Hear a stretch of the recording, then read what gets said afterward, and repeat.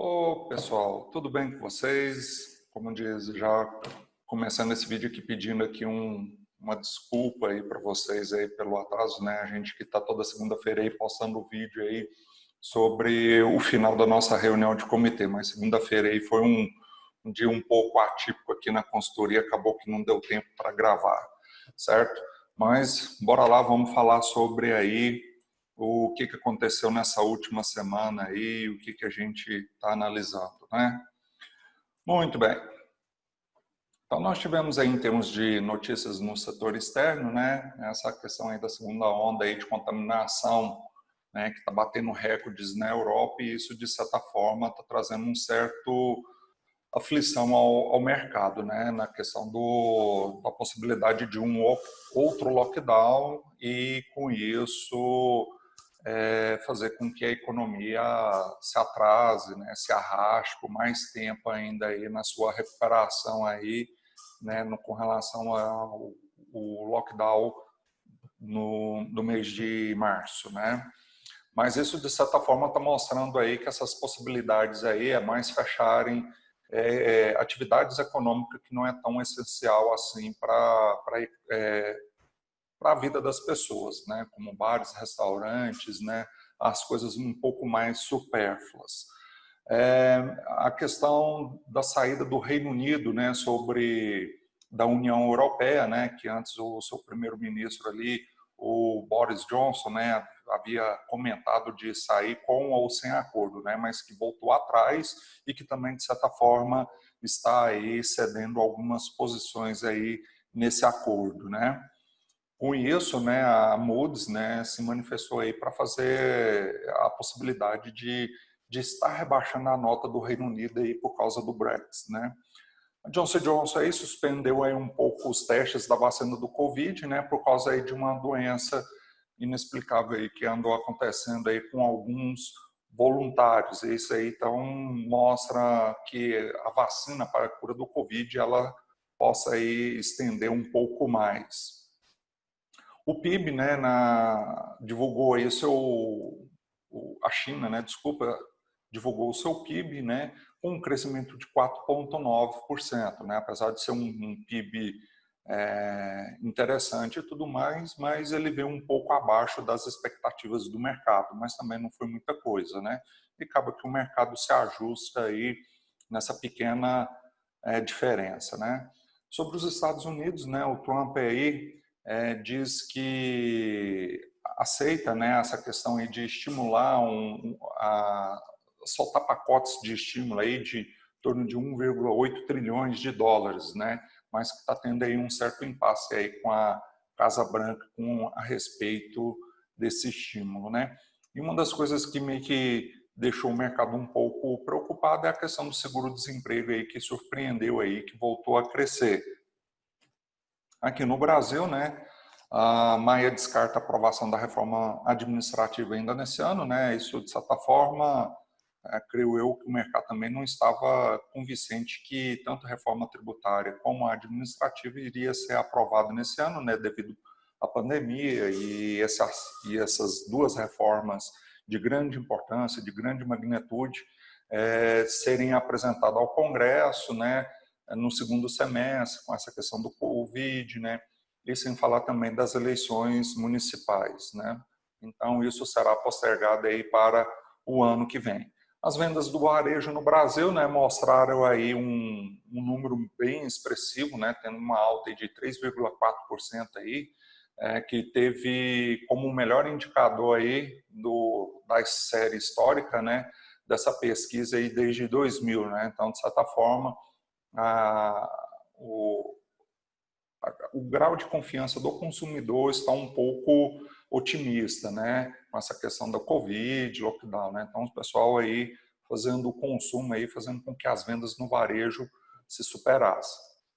A prévia do PIB, né, o IBC-BR, né, que é como se fosse um PIB mensal, né, porque o PIB ele é divulgado a cada trimestre, né, ele teve aí 1,06 de aumento, né, é um número extremamente também considerável, né, mas que ficou um pouquinho abaixo do esperado do mercado, que, salvo engano, era em torno de 1,4, 1,5%, né.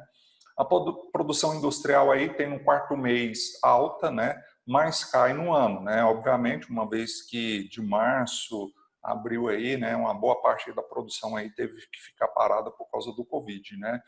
Então, assim, é um resultado aí também que, de certa forma, traz situações aí favoráveis para o Brasil aí para a retomada da economia, né? No Boletim Focus, uma das coisas aqui que vem a cada semana sendo divulgado é a questão da inflação. A inflação, ela veio pela 10ª semana com um reajuste para cima, né? Fechando aí nessa semana aí, segundo os bancos, né, uma inflação para esse ano de 2020 de 2,65%. Obviamente, ele ainda está dentro do eixo da meta, né? Ele que até algumas semanas anteriores, ele estava até abaixo do piso, né? E que hoje ele já passa um pouco do piso, ele está entre o piso e a meta. Então, mas de certa forma, já ficar atento, porque uma vez aí que o IGPM, né, ele está vindo muito forte, ele está com 17,15%. Mas, quando se olha para os anos à frente, né, você vê aí um IPCA aí de 3,02%, depois para 2022, 3,5%, para 2023, 3,25%. E mesmo com essa projeção aí da inflação vir um pouco alta, né, assim, dentro da meta e tudo mais, né, a Selic ainda permanece estável aí com 2%, para o ano que vem 2,5%, para 2022 com 4,50%, também mantendo estável, e para 2023 5,50%, né? O IGPM que esse ano está forte, né, mas para o ano que vem no patamar aí de 4,30%, para 2022 4% e 2023 3,71%. Então, assim, por uma questão do Covid, onde a gente teve aí essa questão da elevação do dólar, a questão do petróleo, né, isso influenciou muito os preços também, né? Então, uma boa parte também desse consumo, ele é mais aí uma questão de uma inflação de custos do que, de fato, do consumo das famílias, né? As curvas de juros, de certa forma, praticamente entre uma semana e outra, permaneceram aí no mesmo linear, né? Salvo aí a parte mais de médio prazo, né? Onde está ali o IDK, que teve aí uma certa aumento, né? Uma exigência do mercado de um juro um pouco melhor, né? De acordo com o risco, mas agora sim no curto prazo, né? Mas também que não foi muitas coisas, né? O CDS, que é o risco Brasil, com tendência ainda de queda, né? 220 pontos aí, com uma trajetória aí de queda. A curva nos Estados Unidos de juro, né, também teve uma pequena queda, né, em relação à semana anterior. E aí, com isso, né, os índices, né, dessa semana, praticamente todos eles fecham no verde, né, com exceção do IRFM, IRFM1+, com 0,35 negativo e 0,55. Os prefixados, né, como a gente já vem falando com alguns institutos que ainda tinham um IRFM, da gente falando de fazer esse desinvestimento, porque ele já não começa a ter uma relação risco e retorno favorável, né? Então a gente está fazendo essa migração. E o IDKA, né, como eu falei, né, ele teve aí uma pressão aí do mercado por uma taxa de juros assim um pouco melhor aí em relação ao risco, mas também não é uma coisa para se movimentar a carteira em termos de fazer o desinvestimento, né? O Ibovespa aí fechou a semana com 3,92 de alta, né? O SP500 3,26 em reais e 3,59 em dólar, uma vez aí, porque essa diferença é porque o real deu uma valorizada à frente ao dólar.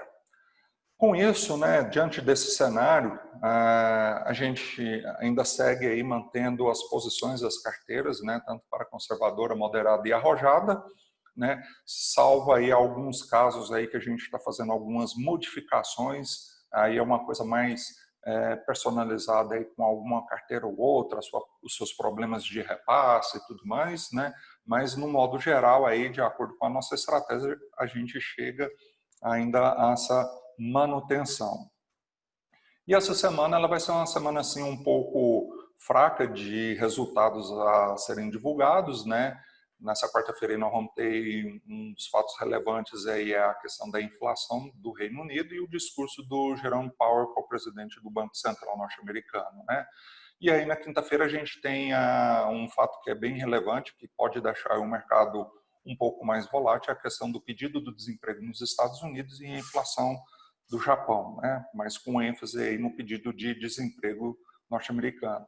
E aí na sexta-feira, né, um fato muito relevante, cenário externo, é o PMI praticamente aí da Europa, né, Estados Unidos, Reino Unido, União Europeia, Alemanha e França, onde que isso mede o termômetro das economias, e também a questão da confiança do consumidor aqui no Brasil, né? Então, assim, esses foram os fatos mais relevantes para essa semana que se fechou. A gente segue aí, por enquanto, então, com essa manutenção da carteira, diante dos fatores que foram apresentados e os números que, de certa forma, vêm ainda favoráveis para essa estratégia de carteira, e também qualquer fato inusitado que o mercado não está precificando, a gente volta a falar com vocês aí para estar fazendo algumas medidas aí para proteção ou em busca de oportunidades nos investimentos aí com algum outro tipo de produto, né? No mais, nós estamos aí à disposição.